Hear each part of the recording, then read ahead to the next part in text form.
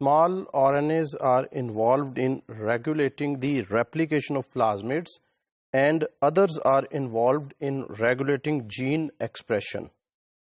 Some of these RNAs control transcription. For example, the 6S RNA of Escherichia coli. This RNA binds to the sigma 70 subunit of RNA polymerase and downregulates transcription from many sigma 70 promoters. The 6S RNA accumulates at high levels in stationary phase of bacterial growth. So during the bacterial growth there is a phase which is called stationary phase, and in the stationary phase the death rate of bacteria is equal to the replication rate. So this phase is called stationary phase. So during this stationary phase, this 6S RNA is accumulated in the cell. In stationary phase, an alternative sigma factor which is called sigma S is made in the cell. This sigma factor competes with sigma 70 for core polymerase and directs the enzyme to promoters expressing genes for the multiple stress responses needed to survive stationary phase, because during stationary phase there is the cells are under stress, so several stress responses are needed. By downregulating transcription from sigma 70 promoters, 6S RNA helps this shift in expression to sigma S promoters. In recent years, attention has been focused on small RNA molecules in bacteria that regulate translation and mRNA degradation.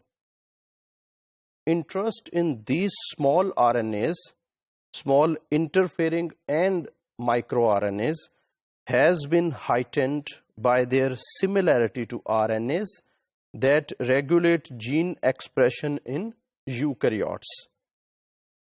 One class of bacterial regulatory RNAs, which is called sRNAs, acts in the trans to control translation of target genes rather as microRNAs do in eukaryotes. They are, however, larger, about 80 to 110 nucleotides, than those eukaryotic regulatory RNAs, which are about 21 to 30 nucleotides long, and they are not generally formed by processing of larger double-stranded RNA precursors as those eukaryotic RNA regulators are. Instead, they are encoded in their final form by small genes. Many of these genes have been identified through bioinformatics, with more than 100 sRNAs being uncovered in Escherichia coli. Most sRNAs work by base pairing with complementary sequences within target mRNAs and directing destruction of the mRNA, inhibiting its translation, or even in some cases stimulating translation. So they regulate, either inhibit or stimulate translation. Binding of an sRNA to its target mRNA is in most cases aided by the bacterial protein HFQ.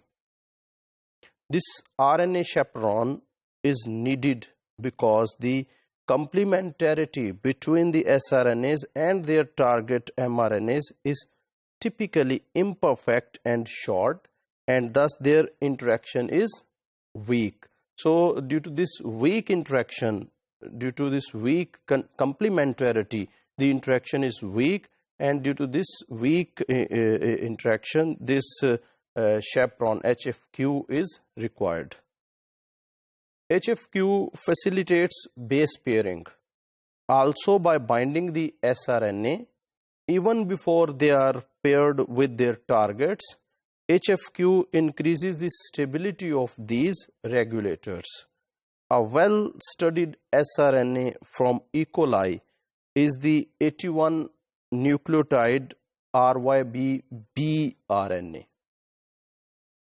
This sRNA binds several target mRNAs and triggers their destruction because the double strand stretch of heteroduplex formed upon pairing is recognized as a substrate by the nuclease RNase E.